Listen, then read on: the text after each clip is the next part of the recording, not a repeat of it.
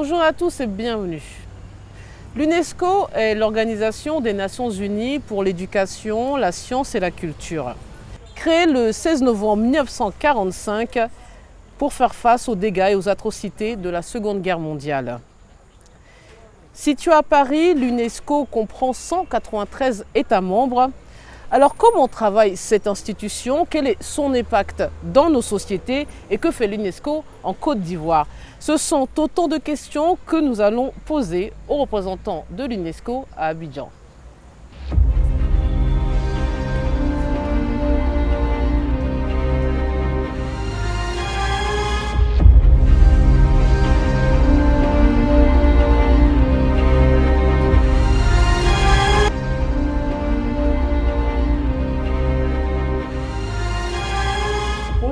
Bonjour Madame Djedje, bienvenue à l'UNESCO. Merci beaucoup de nous recevoir. Merci.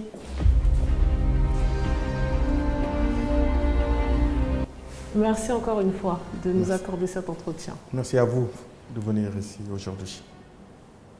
Monsieur Omar Diop, bonjour. Bonjour. Vous êtes le chef de bureau et représentant de l'UNESCO par intérim à Abidjan. Tout à fait. Alors on va d'abord, dans un premier temps, essayer de mieux découvrir votre institution parce qu'effectivement, le logo, le nom est familier à beaucoup d'entre nous, mais qu'est-ce que vous y faites précisément? C'est l'occasion de nous le dire. L'UNESCO est l'une des nombreuses agences de l'ONU. Quelles sont ses particularités? Alors, l'UNESCO, c'est l'Organisation des Nations Unies pour l'éducation, la science et la culture. Mais c'est une organisation, il faudra comprendre, qui est née juste après les deux guerres mondiales qu'on a connues en 30 ans, à peine. Donc en 1945, déjà il y avait la constitution de l'UNESCO qui s'est décidée à Londres et où il y a eu cette situation, cette célèbre situation, les guerres prenant naissance dans les esprits des hommes et des femmes. C'est dans l'esprit des hommes et des femmes qu'il faudra ériger les défenses de la paix. Et donc, en novembre 1946, il y a eu une première conférence générale qui met un acte constitutif en pratique et ça a été ratifié par 20 pays.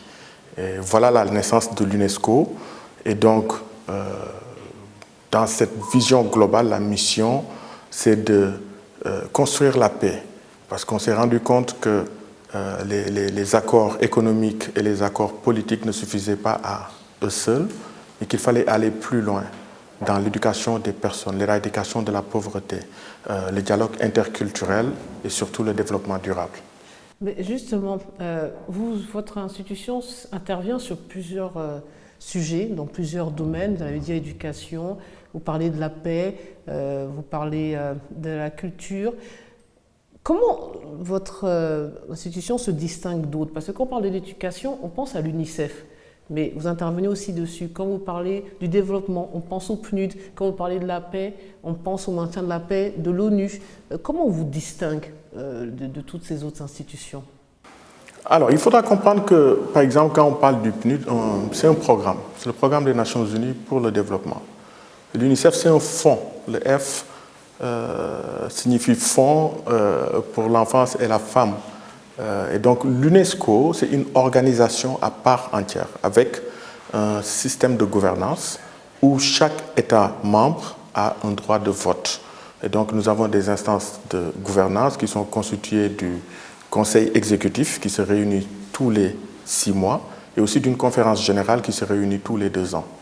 Donc à ce titre, l'UNESCO déjà se différencie des autres systèmes des Nations Unies.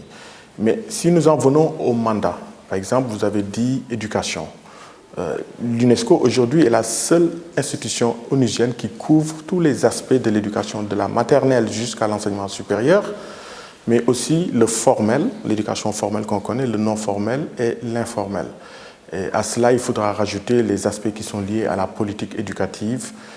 Pendant ce temps-là, les institutions sœurs des Nations Unies comme l'UNICEF, par exemple, vont s'occuper de l'enfant et de la femme principalement.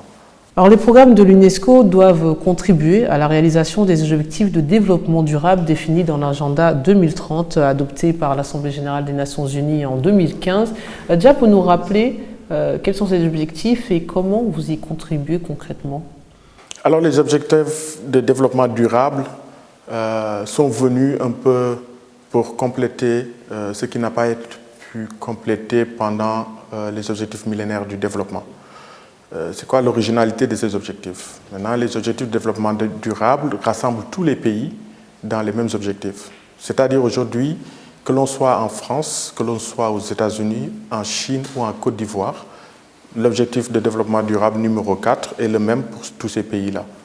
Donc c'est ça la particularité. Et dans cette particularité aussi, on va trouver l'intégration du développement durable. C'est quoi le développement durable? C'est-à-dire c'est une approche où on met les populations avec leur planète et la lutte contre la pauvreté, aussi le respect du partenariat et aussi la construction de la paix. Donc c'est pour ça qu'on parle de 5P. Je pense que c'est ça la particularité des objectifs de développement durable et donc on a donné l'horizon 2030.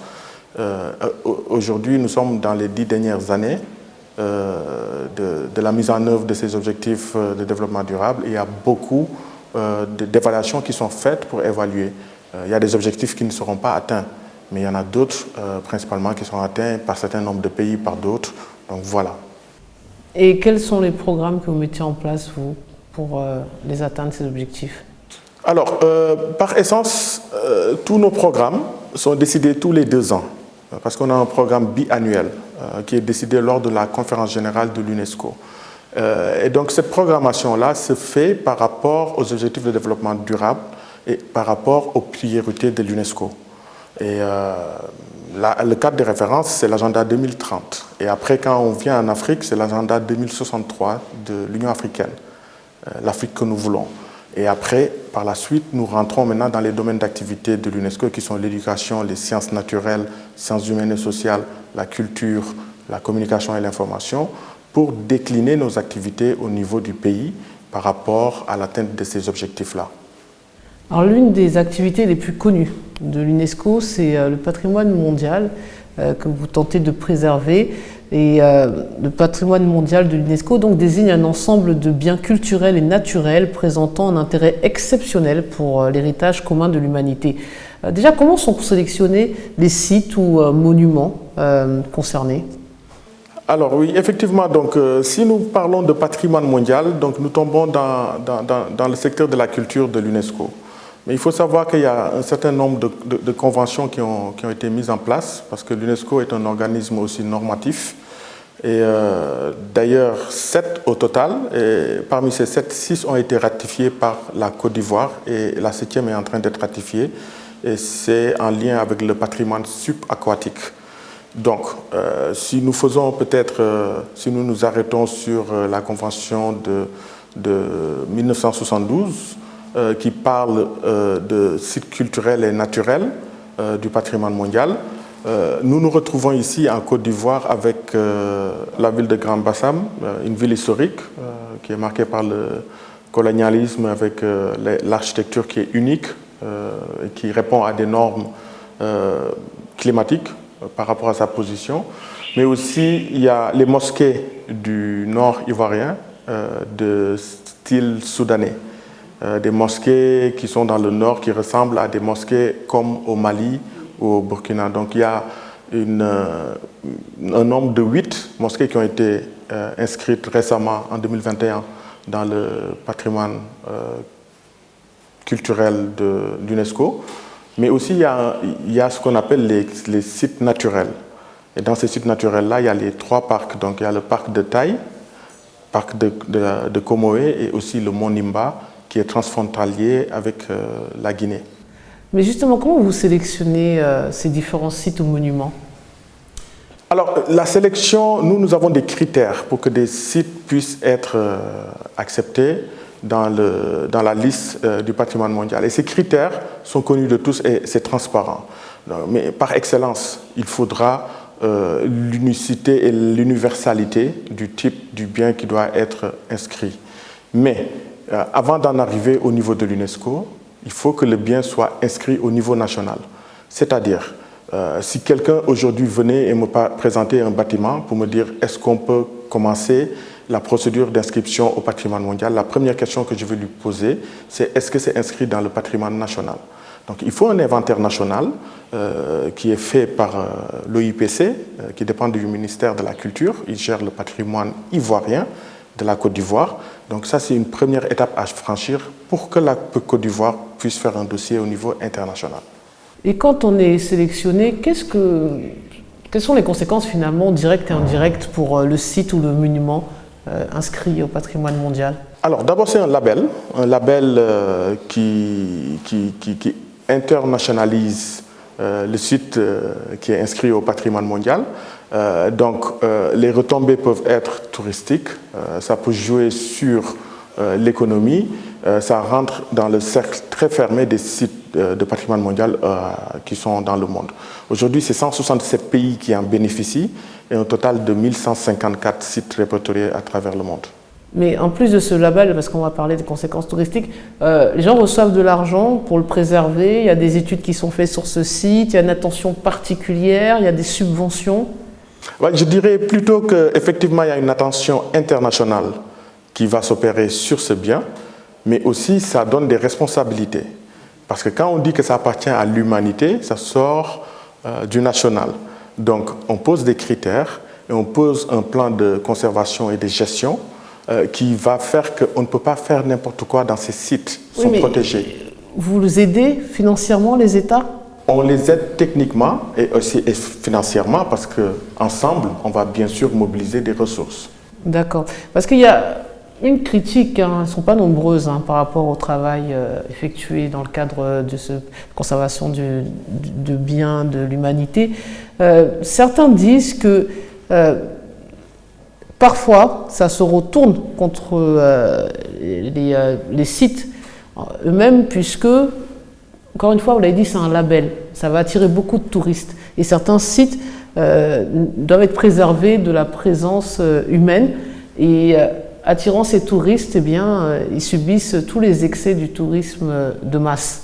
C'est un contre-coup, c'est le revers de la médaille? Alors, je ne dirais pas que ce serait pas bénéfique peut-être aux populations parce que nous mettons en œuvre, encore une fois de plus, un plan de conservation et de gestion qui est décidé par des experts en patrimoine mondial, avec aussi l'agence qui est en charge du patrimoine national, pour mettre en place des critères, des standards à respecter.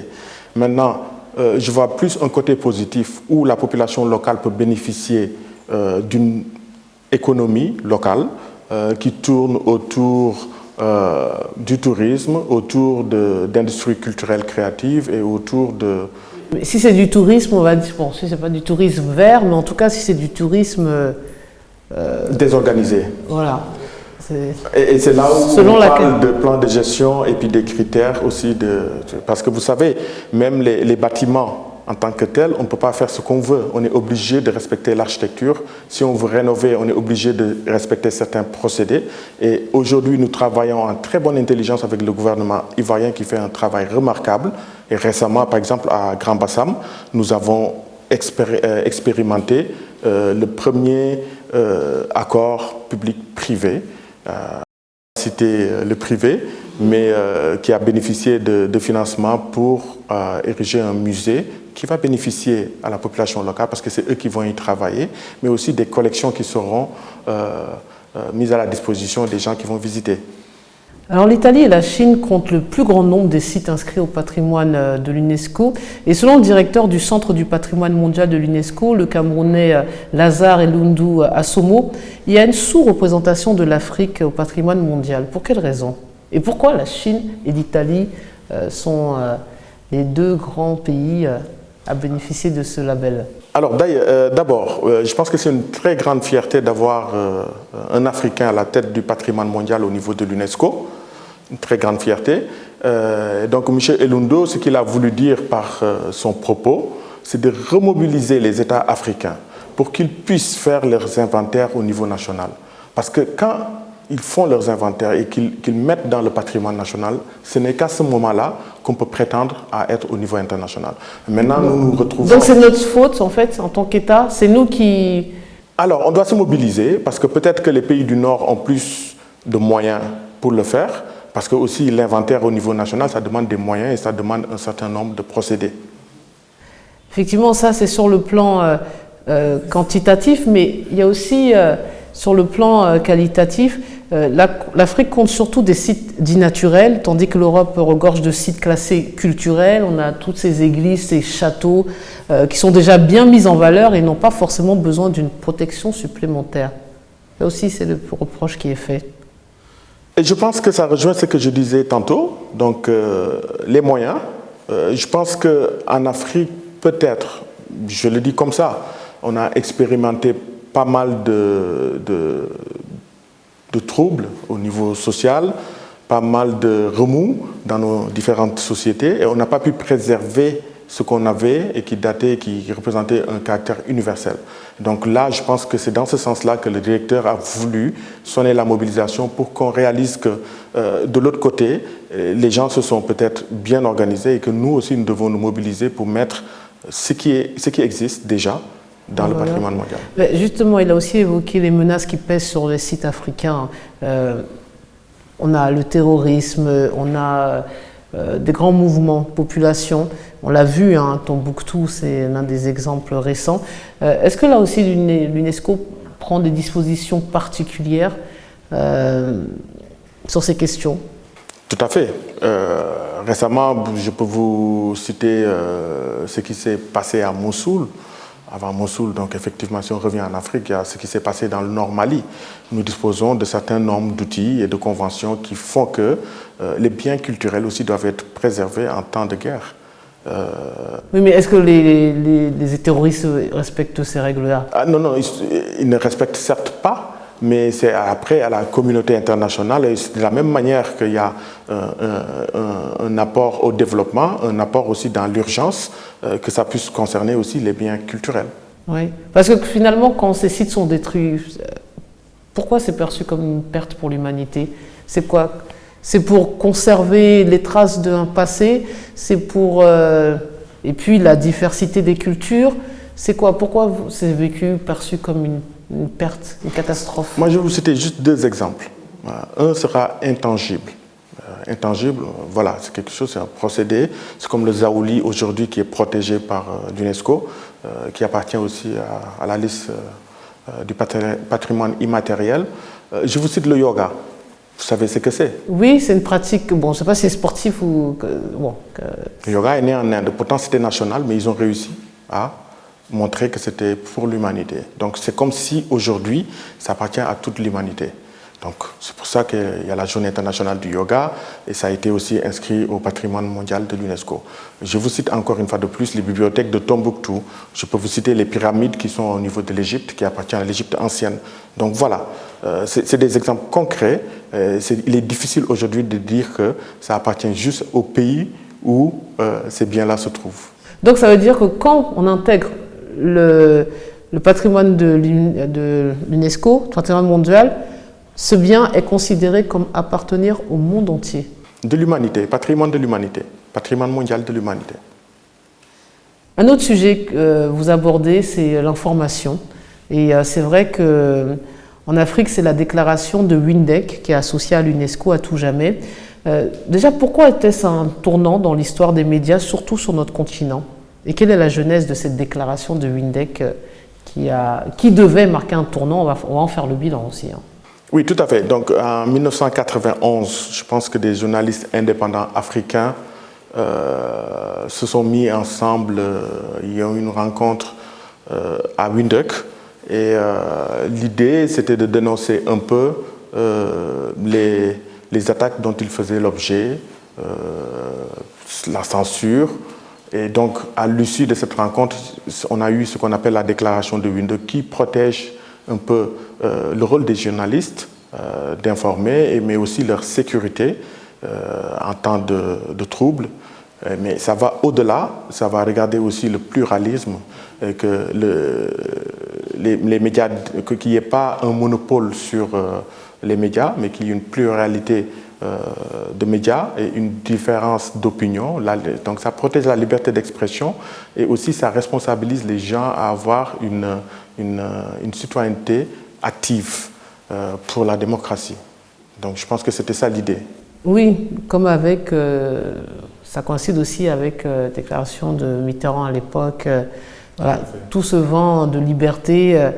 Et donc, l'indépendance et le pluralisme de la presse est à l'origine de la proclamation du 3 mai comme journée mondiale de la liberté de la presse. 30 ans plus tard, j'ai vu que l'année dernière, l'UNESCO fêtait les 30 ans de cette déclaration. L'inquiétude demeure quand même sur la situation des médias et des journalistes dans le monde et encore plus en Afrique. C'est un échec, cette déclaration?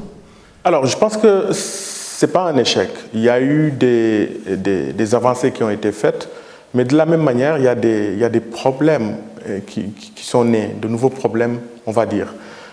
Et donc, c'est ce qu'on appelle Windhoek plus 30. Donc, ça s'est passé en 2021 encore, et on a discuté de ce qui a été décidé d'il y a 30 ans. Mais on se rend compte qu'aujourd'hui, qu'on a des problèmes qui persistent, notamment sur les discours de haine, sur comment éduquer sur les médias, sur l'éducation aux médias et à l'information, et comment avoir aussi moins de contrôle dans les organismes de presse. Mais en termes de pluralité et en termes de diversité d'opinion et de liberté d'expression, je pense qu'il y a une avancée importante qui a été faite. Et qu'avant, peut-être qu'on n'avait pas des données fiables, et aujourd'hui, on a des données beaucoup plus fiables. Mais de la même manière aussi, cette avancée technologique pose d'autres problèmes, parce que tout le monde peut s'improviser journaliste, même ne l'étant pas, parce qu'il y a quand même un code éthique de déontologie qui protège la profession. Et donc, qu'est-ce que vous retenez, quand vous avez célébré ces 30 ans, qu'est-ce que vous retenez Un bilan mitigé. Oui, mitigé. Des avancées, mais en même temps aussi de nouvelles problématiques. À cause des nouvelles technologies surtout? Pas seulement, mais aussi, des fois dans certains pays aussi, à cause des problèmes de sécurité des journalistes, notamment les femmes, dans des zones de conflit. Alors on va s'intéresser à ce que l'UNESCO fait en Côte d'Ivoire. Vous nous avez déjà parlé dans le cadre du patrimoine mondial de la conservation des biens ivoiriens devenus biens de l'humanité maintenant. Comment vous coopérez avec la Côte d'Ivoire dans les domaines donc, de la culture, des sciences et de l'éducation?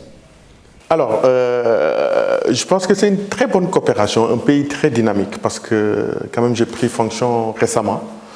Et je peux vous dire qu'il y a beaucoup de chantiers qui sont en cours, et c'est rassurant. Donc notre premier document de référence, c'est le PND, Programme national de développement, et aussi bien sûr tout ce qui est PS-Gouv, et ainsi de suite. Donc maintenant, en termes d'éducation, tout de suite, je vais vous dire, on est en train de travailler sur la transformation du système éducatif ivoirien. Alors la Côte d'Ivoire a été le premier pays à lancer les États généraux de l'éducation nationale et de l'alphabétisation, avec le soutien de tous les partenaires, mais bien sûr y inclut UNESCO. Et ça, c'était juste pendant la Covid-19, vers le début de la fin du confinement. Et ça nous a tous interpellés au plus haut niveau, c'est-à-dire au niveau du monde. On a vu un pays qui a pris ses responsabilités continuant, donc ça a débouché sur ce qu'on appelle la préparation du sommet mondial sur la transformation de l'éducation. Le sommet mondial sur la transformation de l'éducation vient de se passer semaine dernière, en marge de la 77e Assemblée générale des Nations Unies, sous le secrétaire général des Nations Unies, Guterres, et les chefs d'État. Donc nous avons eu des consultations nationales, et donc vous comprendrez que les EGENA ont servi de plateforme pour capitaliser sur ces consultations nationales. Donc plus de 9 mois de consultation, on a pu écouter tout le monde, et après on a pu non pas dire que ça ne va pas dans tel ou tel sous-secteur, mais avoir des leviers de transformation qui ont été formulés, avec bien sûr la jeunesse y compris, aller au pré-sommet qui s'est passé au siège de l'UNESCO à Paris, par la suite revenir en Côte d'Ivoire et finaliser une déclaration, une position de la Côte d'Ivoire au niveau du sommet qui s'est passé il y a 2 semaines. D'accord. En restant dans l'éducation, bon ça c'est le niveau de l'éducation, on va y rester, parce qu'il y a eu la semaine aussi d'alphabétisation qui s'est tenue à Abidjan pour la première fois les 8 et 9 septembre dernier. Là aussi, pourquoi le choix de la Côte d'Ivoire? C'était encore lié à nos états généraux sur l'éducation nationale. Et qu'est-ce que ça a permis? de faire? Alors, oui, effectivement, c'est lié aussi, d'une part, avec ce qui s'est passé dans les États généraux, mais aussi sur les autres sous-secteurs, donc, notamment dans l'alphabétisation. Vous savez, à Marrakech, il s'est tenu ce qu'on appelle la conférence internationale sur l'éducation des adultes. Et c'était la 7e du genre. Ça se passe tous les 12 ans. Et donc la Côte d'Ivoire y était, y a participé à faire des inputs. Et donc c'est de là que ça a été décidé avec la sous-directrice générale de l'UNESCO, Stéphania Giannini, avec professeur Mariatou Koné, de tenir la célébration mondiale de la Journée internationale de l'alphabétisation ici à Abidjan. Ça a permis de capitaliser encore sur les EGENA, bien sûr, mais aussi ce n'était que la 3e fois que c'était délocalisé en dehors du siège de l'UNESCO. Et la première fois en Afrique. D'accord. Et qu'est-ce qu'on retient de ces journées, de ces semaines de l'alphabétisation? Qu'est-ce qui se passe concrètement pour... Le pays a été exposé. La pratique de transformation du secteur, donc les réformes qui sont initiées, ont été exposées. Et ça a permis de recevoir plus de 1000 participants qui sont venus du monde entier, de l'Amérique latine, de l'Asie, de l'Europe et des autres pays africains. Et ils ont pu échanger entre eux, donc entre pairs, ils ont pu parler de leurs pratiques, de ce qu'ils font. Et la Côte d'Ivoire aussi a pu mettre en exergue ce que le pays fait au niveau de la transformation. Donc ça a exposé la pratique, ça a donné la lumière sur les réformes en cours. Et d'ailleurs, le pays a été nommé comme champion de la transformation du secteur de l'éducation. La Côte d'Ivoire? La Côte d'Ivoire. D'accord. Mais c'est bien de l'apprendre. Mais on se demande aussi, est-ce que l'idée, ce ne serait pas de prendre, vous parlez de bonnes pratiques, de prendre le meilleur élève africain pour qu'il serve de modèle? On nous parle aussi souvent du Rwanda. Bon, c'est un pays anglophone. Il y a des pays dont on participe et on réfléchit à la transformation. Mais il y a des pays qui ont peut-être un statut plus important. Il ne va pas servir d'exemple? Il ne nous appartient pas de dire un pays qui a un statut important, ou en tout cas, mais par contre, il nous appartient de des bons résultats. De remarquer des pratiques et de les faire émerger pour que d'autres pays aussi puissent en bénéficier. Donc, d'ailleurs, c'est l'une des fonctions principales de l'UNESCO qui est d'être une agence où on fait de la coopération internationale et régionale. Quelques mots. Vous avez tout à l'heure cité une très belle phrase qui est à l'origine de la création de l'UNESCO en 1945, mais vous cherchez à instaurer la paix avec des coopérations internationales sur la science, la culture, l'information. Et dans ce monde fracturé, vous parlez de l'Assemblée générale des Nations Unies, la 77e qui s'est tenue récemment, et le secrétaire général Antonio Guterres a encore rappelé son inquiétude dans le monde actuel. Quelle est votre place dans ce monde fracturé? Le dialogue est rompu, où chacun se replie sur soi, où on ne communique, on ne dialogue plus. Vous pensez que votre mission elle n'est pas utopique? Non, je ne pense pas. Je pense qu'elle est beaucoup plus pertinente qu'avant même, parce que maintenant on se rend compte que pour faire de la cohésion sociale, que la diversité culturelle, par exemple, c'est une richesse, qu'il faut aussi avoir des approches qui sont intersectorielles. Ce n'est pas juste l'éducation qui va résoudre les problèmes, mais il faut ramener la culture, il faut ramener la communication, information, il faut ramener aussi des thèmes transversaux. Par exemple, quand on parle de la jeunesse, on parle de comment autonomiser la jeunesse dans un monde où il y a beaucoup de numérique, ils sont confrontés à beaucoup de contenu.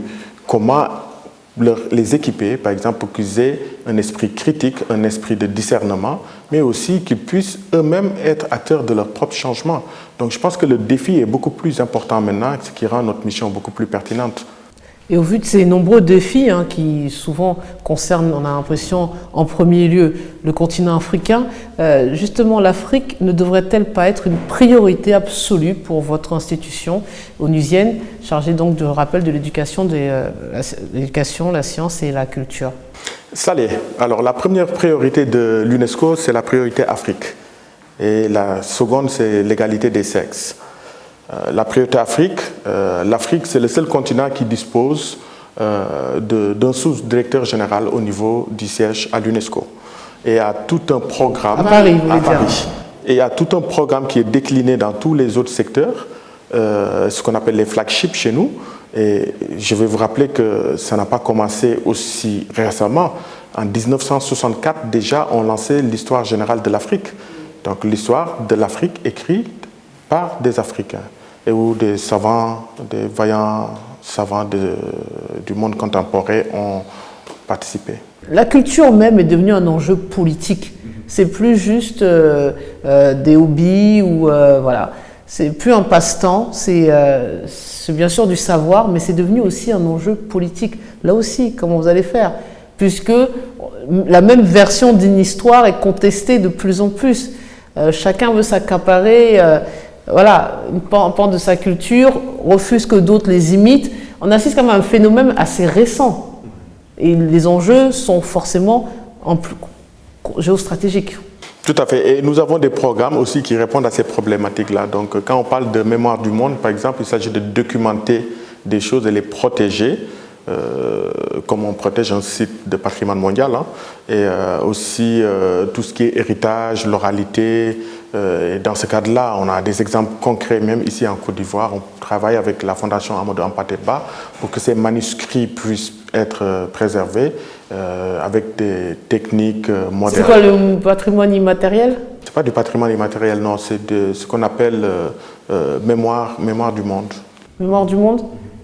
Mais qui pose parfois problème. On l'a vu avec certains pays d'Asie, notamment. Effectivement, où il y a une version de l'histoire qui n'est pas appréciée, qui valorise selon un pays ses ennemis, ou le contraire. On l'a vu avec la Chine et le Japon, on l'a vu avec d'autres. Là aussi, la politique se mêle de tout, finalement. Alors, je pense que ces enjeux-là nous dépassent, nous, en tout cas, en tant que secrétariat.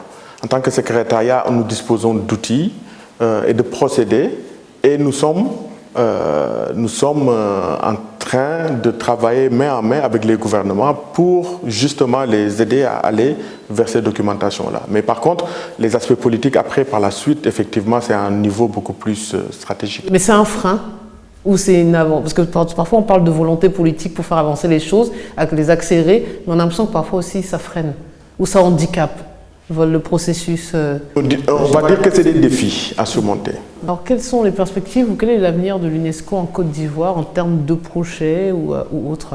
Alors, les chantiers sont multiples. Hein. Donc, j'ai cité tout à l'heure tout ce qui est transformation du secteur de l'éducation. Mais de la même manière, au niveau de la culture, donc, nous avons beaucoup de chantiers en vue, notamment comment remobiliser, par exemple, le secteur privé pour venir un peu avoir des partenariats publics-privés et aider à la gestion, par exemple, et à la conservation des sites du patrimoine mondial. Mais aussi, nous regardons les industries culturelles et créatives, donc avec Madame la ministre, pour aller vers des solutions stratégiques.